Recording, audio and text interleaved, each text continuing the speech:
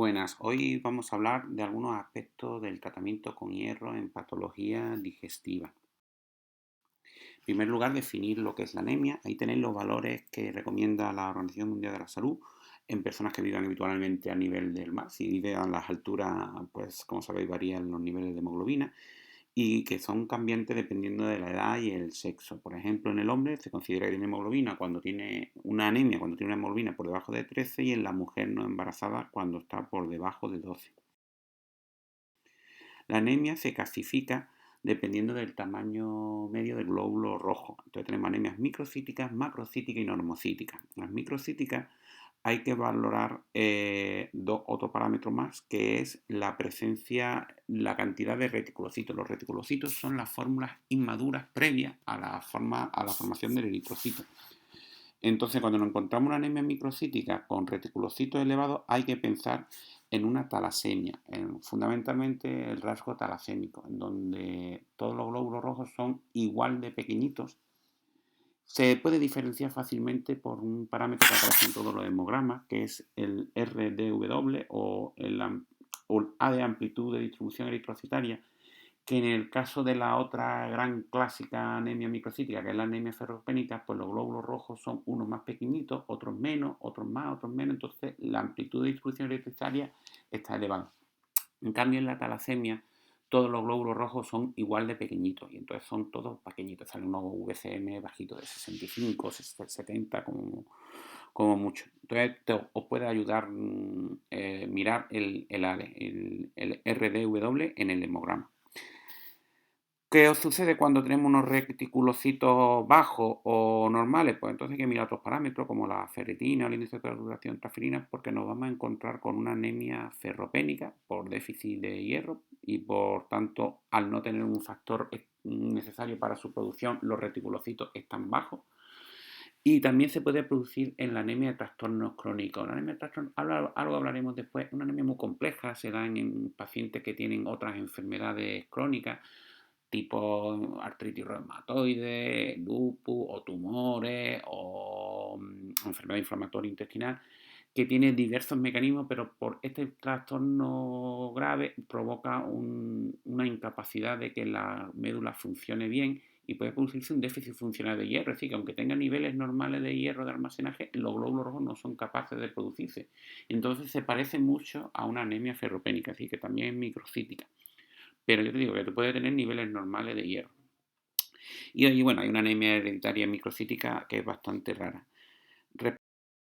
La anemia normocítica, pues podemos diferenciar también dependiendo del nivel de reticulocitos. Si tiene reticulocitos elevados, debemos de pensar en un proceso tipo hemólisis, en que se están rompiendo glóbulos rojos y entonces la médula está produciendo mucho más glóbulos y entonces los reticulocitos están elevados. Os puede ayudar la LDH, la bilirrubina indirecta. Cuando están los reticulocitos bajos o normales, hay que valorar la ferritina y la salocentrazerina, pero hay que pensar en procesos tipo una hemorragia aguda, que produce una anemización, o también una anemia renal, donde la eritropoyetina sérica estará baja, o también sucede en la anemia de trastornos crónicos, que puede ser tanto microcítica como normocítica, y otras causas más importantes, tipo anemia plástica o una enfermedad de la médula ósea que no es capaz de producir glóbulos rojos. Ya puede ser una leucemia, un síndrome mielodisplásico o incluso una infiltración tumoral de la médula, ya sea por un metástasis de próstata o metástasis de cáncer de mama. Lo último comentar las anemias macrocíticas, que también se diferencia si los reticulocitos están elevados o bajos normales. Si los reticulocitos están elevados, debemos pensar en un síndrome mielodisplásico con hemólisis o una hemólisis pura. Cuando los reticulocitos están bajos o son normales, debemos pensar en causas que la médula no es capaz de producir bien, por ejemplo, el déficit de B12, también se da en el déficit de fólico, se puede dar en el síndrome mielodisplásico y también veremos VCM elevado con algunos fármacos como la azatioprina, que es normal que tengan los glóbulos rojos el VCM elevado y también, pues, por ejemplo, lo vemos en el paciente con etilismo, también eleva el VCM. Ahí tenéis representado muy esquemáticamente la situación del balance de hierro normal. Normalmente se absorbe por el tubo digestivo, generalmente en los tramos más altos, la misma cantidad de hierro que se pierde, aproximadamente 1 miligramo, que podemos perder por la descamación de las células, por pérdidas microscópicas, muy microscópicas en el tubo digestivo. Entonces se mantendría la situación de homeostasis, donde hay unos 300 miligramos en los tejidos, hay un almacén de hierro con unos 1000 miligramos por ahí, y en los glóbulos rojos pues, tenemos unos 2500 miligramos de hierro. ¿Qué ocurre si hay una mayor cantidad de pérdida, ya sea causa digestiva o hay problemas de malabsorción, tal? Entonces estos líquidos bajan mucho, en el almacén de hierro desaparece y el nivel de hierro en los glóbulos rojos también disminuye y entonces aparece la anemia. Ahí tenéis representadas pues, las causas más frecuentes de anemia del tubo digestivo. Bueno, tenéis esofagitis severa, las malformaciones vasculares, ya sea tanto en el estómago tipo rueda de carro, Gave, o a nivel intestino delgado, úlceras, tumores, pólipos de gran tamaño, enfermedad inflamatoria intestinal. También están los antiinflamatorios no esteroideos y algunas otras causas. Y bueno, ¿y qué ocurre cuando tenemos hierro? Pues tenemos anemia, tenemos que suministrar hierro para compensar. Aquí repaso un poco los compuestos ferrosos, que son los que normalmente se recomiendan. Son baratos, se suministran por vía oral. Se recomiendan dar unas dosis en torno a unos 100 miligramos, porque conforme más dosis de hierro, más frecuente es la intolerancia. Ya sabéis un poco que si es mejor tomarlo en ayunas, si no se absorbe bien se puede añadir vitamina C o zumo de naranja y tal. Otros compuestos que también se recomiendan son más caros, son los compuestos férricos.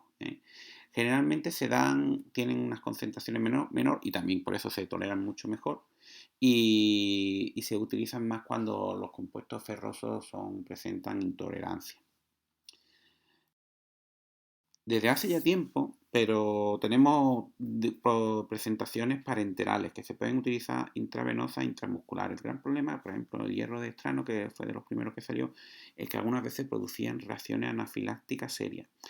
Actualmente tenemos dos hierros que se pueden utilizar por vía intravenosa, que están en el hospital: hierro sacarosa, el Venofer, que son cada ampolla da 100 miligramos, solemos utilizar 2 ampollas en cada administración y se puede dar dos ampollas, pues se pueden dar 3 veces en semana, es decir, unos 600 miligramos a la semana de dosis máxima que se puede administrar.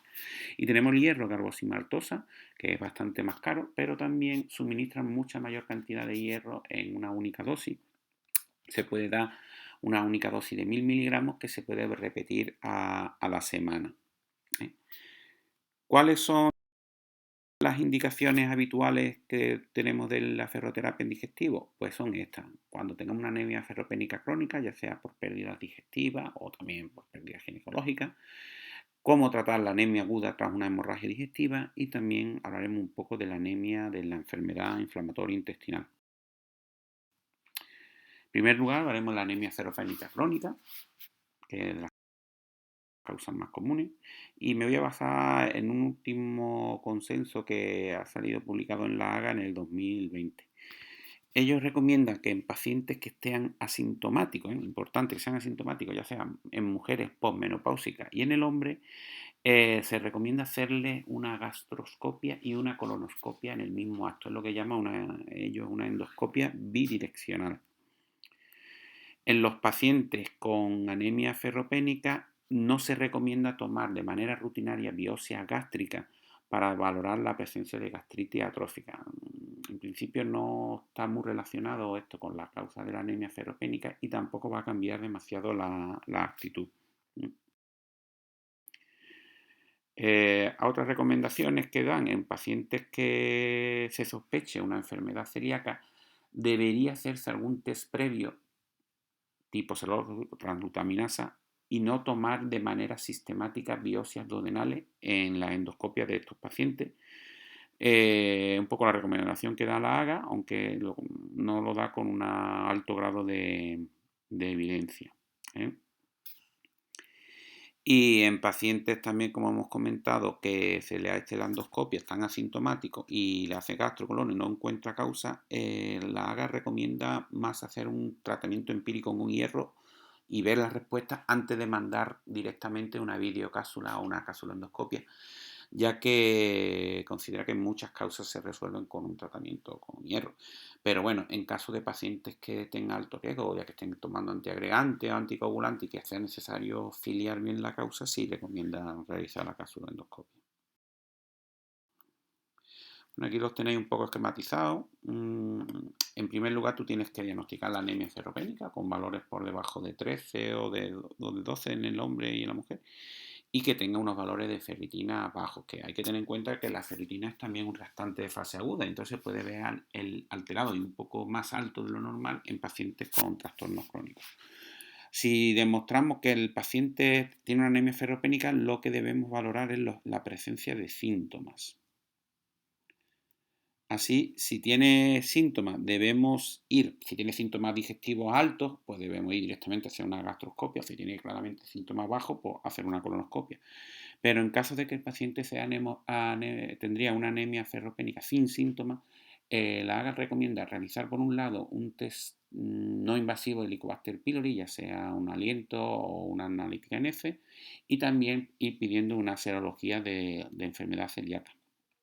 Con esos resultados, posteriormente, se podría hacer el estudio endoscópico y ya sería mucho más dirigido. Por ejemplo, si la serología de la celíaca es positiva, ya sí sería biopsias duodenales.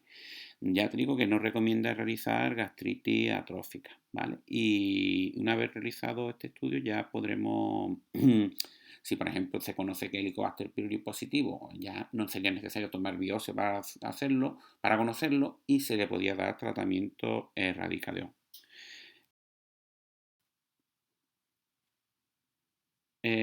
Ahí vemos un poco la respuesta después, si se encuentra la causa. Si no encontramos causa y tal, pues se le recomienda administrar un tratamiento con hierro, y en caso de que no tuviera una respuesta adecuada o fuera paciente de alto riesgo por estar tomando antiagregante, anticoagulante y tal, pues sí se recomendaría hacer la videocapsuloscopia.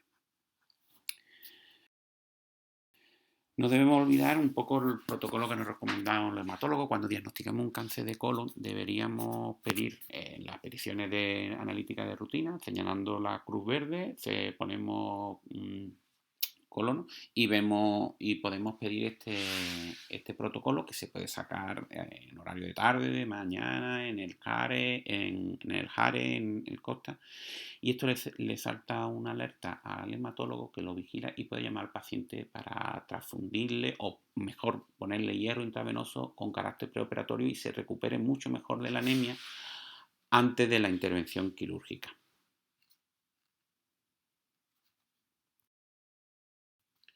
Ahora hablaremos un poco de la anemia aguda tras una hemorragia digestiva. Bueno, ahí está cambiando un poco la idea, que sobre todo en el manejo de la transfusión.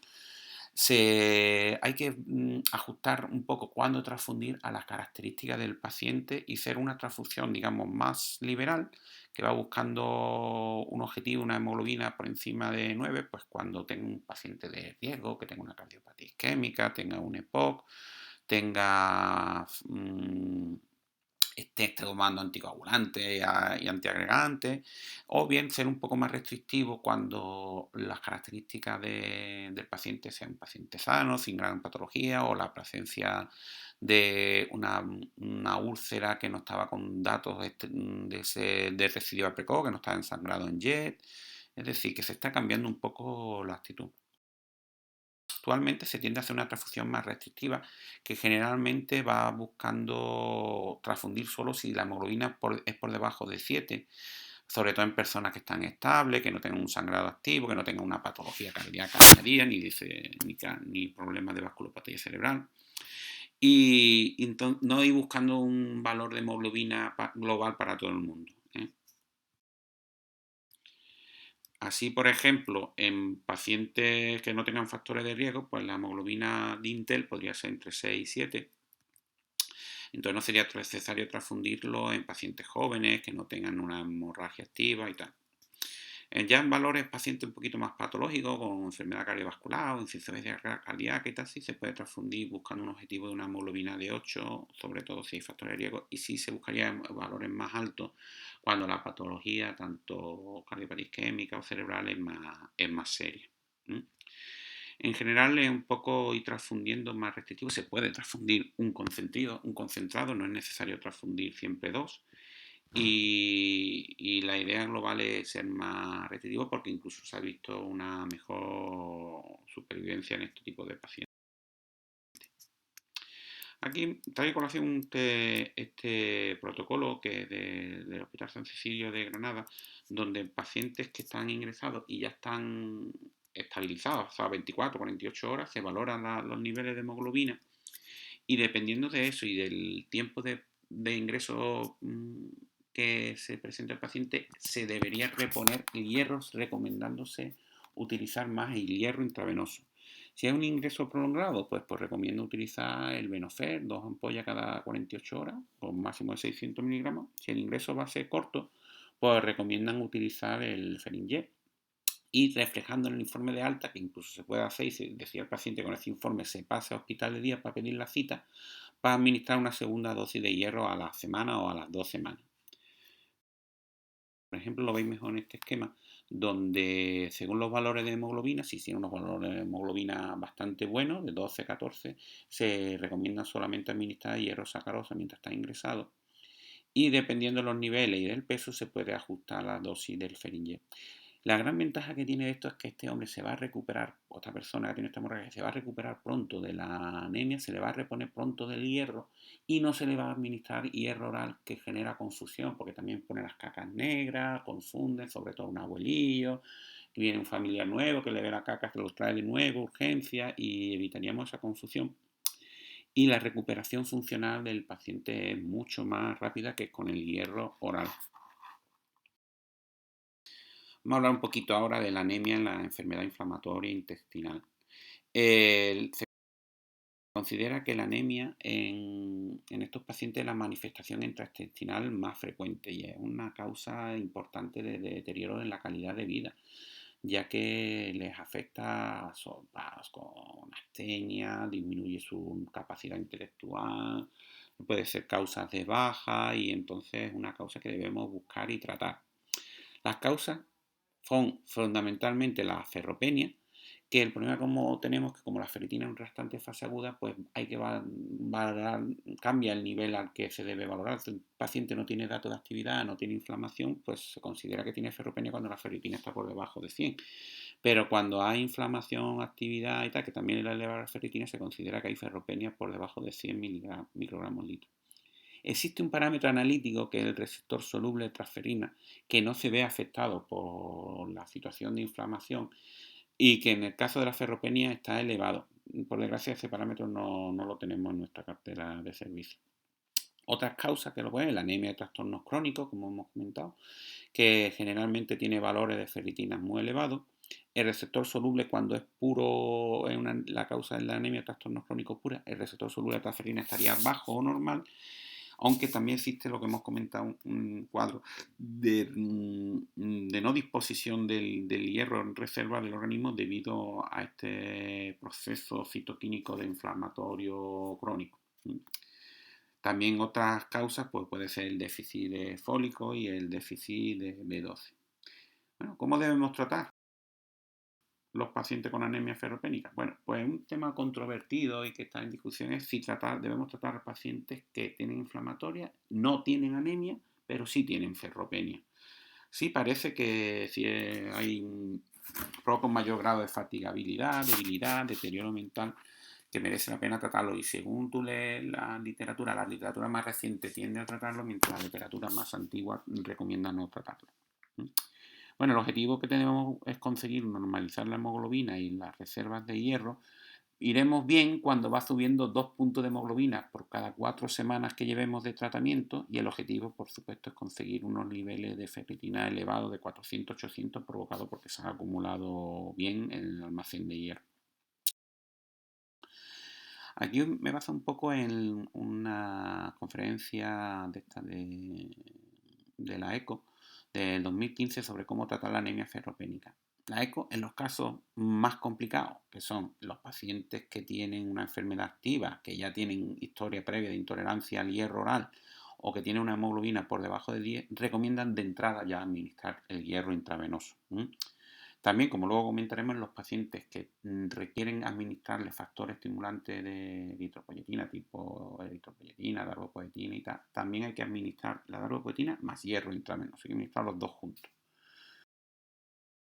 ¿Cuánto hierro da? Pues se puede utilizar la fórmula de Ganzoni, que la tenéis ahí, está ya un poco en desuso, se utiliza normalmente esta fórmula simplificada, tanto para el Ferinject como para el Venofer, aunque estábamos casi más pensadas para el Ferinject, donde dependiendo de las características y los valores de hemoglobina y el peso se dan unas dosis más o menos elevadas. ¿Cuándo debemos pensar de administrar hierro oral? Pues en los casos más leves, en los pacientes que no tengan actividad, que no hayan tenido intolerancia al hierro. En ambos casos, en caso de utilizar el hierro oral, no se recomienda dar más de 100 miligramos por día, porque como ya hemos comentado, cuanto más hierro elemental administre al paciente por boca, más fácil es que se haga intolerante. Debemos vigilarlo, que estos pacientes tienen una tendencia a recurrir, por lo tanto hay que repetir la analítica cada 3 meses, por lo menos en el primer año, y cada 6-12 meses después. Y después hay que vigilar también los valores de ferritina, porque en cuanto empiezan a bajar, se recomienda administrar de nuevo el hierro, ya sea intravenoso o oral, para volver otra vez a recuperar, porque se vuelve a reaparecer.